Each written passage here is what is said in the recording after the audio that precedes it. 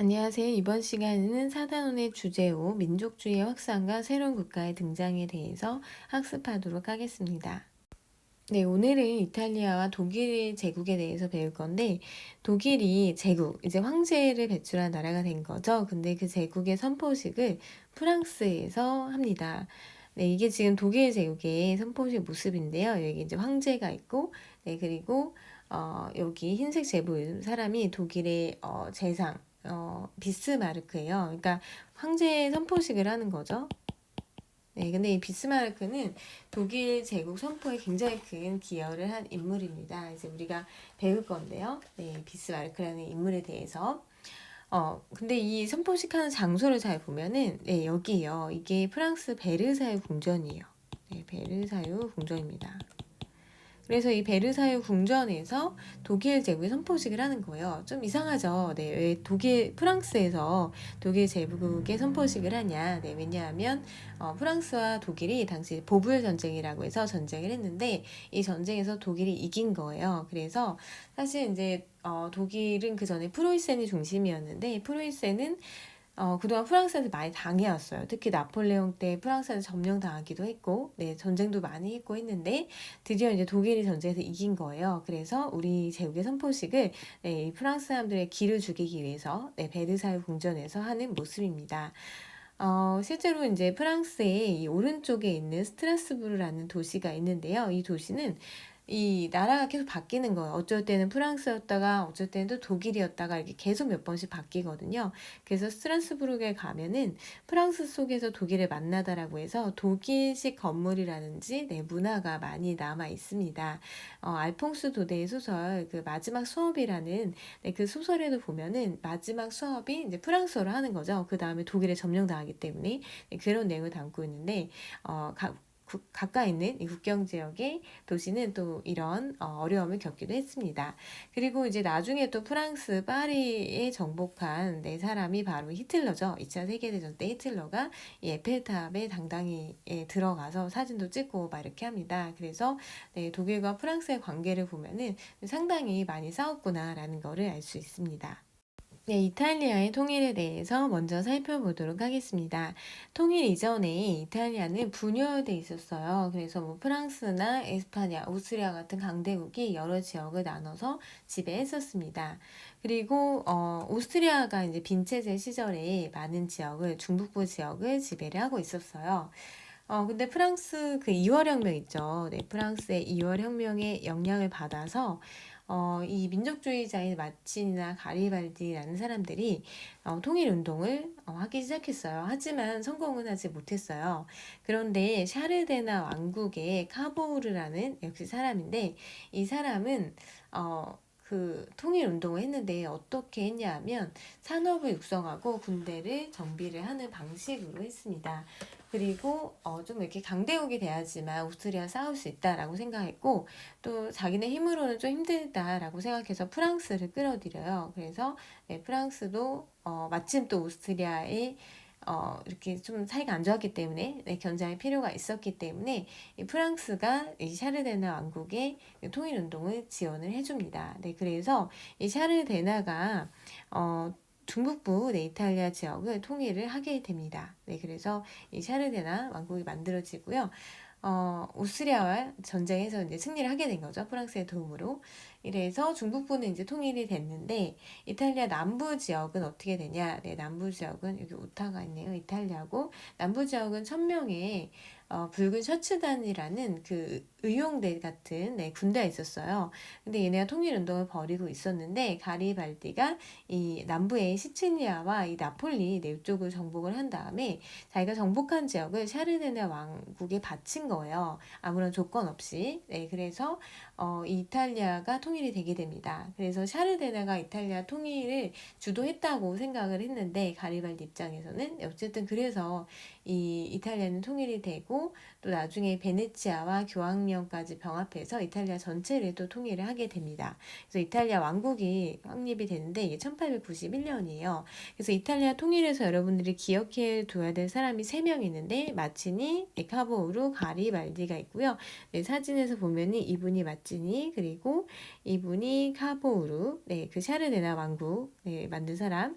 그리고 여기는 가리발디. 네, 가리발디는 남부를 점령하고 자신이 그 점령한 지역을 샤르데네 왕국에 바친 거죠. 네, 그래서 이탈리아가 이렇게 통일이 되게 됩니다. 네, 교과서 내용을 정리해 보도록 하겠습니다.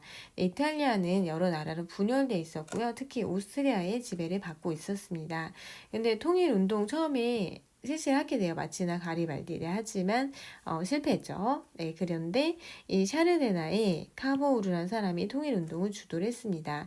그래서 좀 국력을 키우고 프랑스를 끌어들여서 동맹을 맺어서 오스트리아 싸워서 결국 중북부 이탈리아를 통합을 하게 되죠. 남부 쪽은 가리발디가 의용군을 이끌고 정복을 했는데 자기가 정복한 지역을 이 샤르데나 왕국에 바쳤습니다. 그래서 이탈리아 왕국이 1861년에 탄생을 하게 됩니다. 네, 다음은 독일입니다. 독일은 통일 이전에 역시 분열돼 있었어요. 근데 이 독일의 중심은 프로이센이라는 이 나라에 있었어요. 그래서 이제 프로이센과 오스트리아가 좀 경쟁을 벌이는 그런 상태인데 19세기에는 이 프로이센의 힘이 강해집니다. 그래서 프로이센의 주도권이 넘어가고 있었는데 프로이센은 먼저 이 관세 동맹이라는 거를 체결하게 돼요. 관세는 세금 내는 거거든요. 우리가 무역할 때 수입품에 세금을 붙이는 게 관세인데 그 주변 국가들과 동맹국 간의 관세를 폐지를 하게 돼요. 그래서 경제적으로 우리는 하나의 마치 나라인 것처럼 움직이게 됩니다. 근데 이제 오스트리아는 이 관세 동맹에 참여하지 않았어요. 왜냐하면 약간 프로이센과 경쟁 관계에 있었거든요. 어쨌든 그래서 프로이센을 주도로 해서 독일 통일의 경제적 기반이 마련이 되게 됩니다. 그래서 이제 통일의 과정을 좀 보면은 이 비스마르크라는 사람을 반드시 기억을 해야 되는데 프로이센은 이 비스마르크 이 사람이 그 재상 그러니까 오늘날로 따지면 그러니까 총리 같은 그런 위치에 있다고 보시면 돼요. 근데 이 사람이 굉장히 민족주의자였거든요. 그래서 독일의 이런 통일 이런 거를 강력하게 좀 생각을 했는데 어떻게 하면 이 통일을 할 수 있을까를 연구를 많이 한 거죠. 근데 이 사람이 주장한 거는 철혈 정책이에요. 이 철이라는 거는 금속이고요. 금속이고 그다음에 혈은 피예요. 피. 그래서 어떤 투쟁 이런 걸 통해서만 투쟁이죠. 투쟁.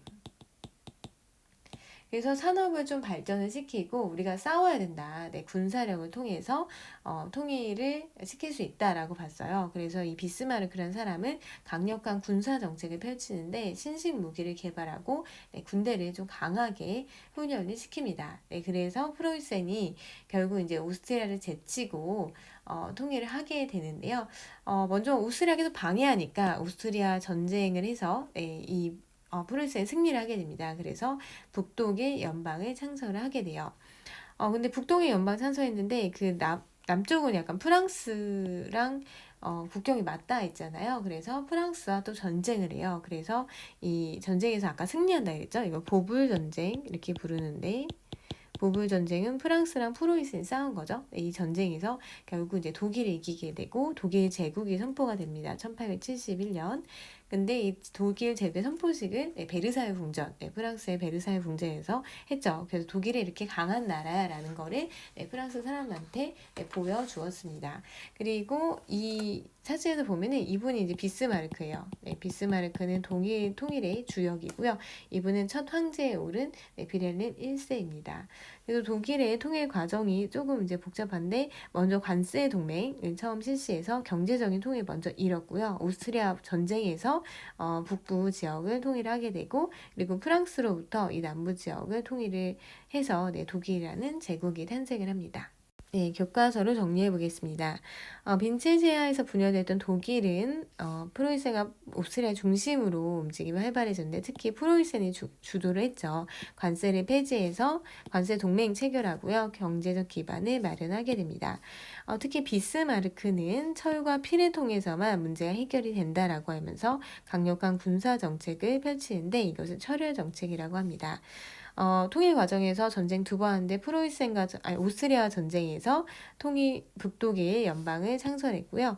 그리고 프랑스와 전쟁을 해서 승리를 해서 남부 독일을 통합해서 마침내 독일 제국이 선포되게 됩니다.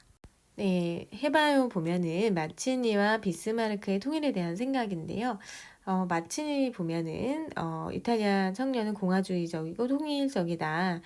주권은 국민한테 있다. 뭐 이런 국민 주권의 원리. 근데 통일 없이 진정한 힘은 존재하지 않기 때문에 이 통일을 해야 된다라고 본 거죠, 이탈리아. 네, 그래서 이탈리아 통일의 목표란 수단은 교육과 봉기라고 봤습니다. 비스마르크는 독일의 수상, 재상이죠. 독일이 눈여겨봐야 될 것은 군비다. 그러니까 군사가 중요하고 모든 건 철과 피에 의해서만 해결될 수 있다라고 보았죠. 그러면 마치니와 비스마르크가 공통으로 추구했던 목표는 뭘까요? 둘 다 조국의 통일을 목표로 추구를 하게 됩니다. 차이점이 뭐죠? 마치니 같은 경우에는 마치니는 공화주의에 입각한 통일국가 수립을 위해서 봉기와 교육이 필요하다라고 한 거죠. 공화주의에 입각해서 어떤 교육과 봉기를 통해서 청년들이 주도해서 통일을 이뤄야 된다라고 본 반면에 비스마르크는 강력한 독일을 만들기 위해서 철혈 정책을 주장했고 그리고 어떤 군사제도 개혁을 단행을 했죠. 그래서 독일과 이탈리아 통일을 겨우 이루지만 방향은 약간 다르게 흘러갑니다. 지금까지 배운 내용을 정리해 보도록 하겠습니다. 이탈리아 샤르데네 왕국의 총리인 카보우르가 통일 운동을 주도해서 중북부 이탈리아 통합했고요. 남부는 가리발디 남부 이탈리아를 정복하고 본인이 정복한 거를 샤르데네 왕국에 바쳤죠. 그래서 이탈리아 왕국이 탄생했고 이탈리아 통일에서 기억해야 될 사람이 카보우르, 가리발디 그리고 마치니가 있습니다. 독일의 프로이센은 동맹 간의 관세 동맹, 관세를 폐지해서 경제적 기반 마련했고요. 총리인 비스마르크는 철과 피를 통해서 모든 문제 해결할 수 있다. 강력한 군사정책 펼친 것을 철혈 정책이라고 합니다. 프로이센은 여세를 몰아 독일의 강력한 경쟁국인 프랑스와 전쟁을 해서 이겼죠. 그래서 독일 제국을 선포하게 됩니다. 우리는 이렇게 이탈리아와 독일의 통일에 대해서 공부하였습니다. 수고하셨습니다.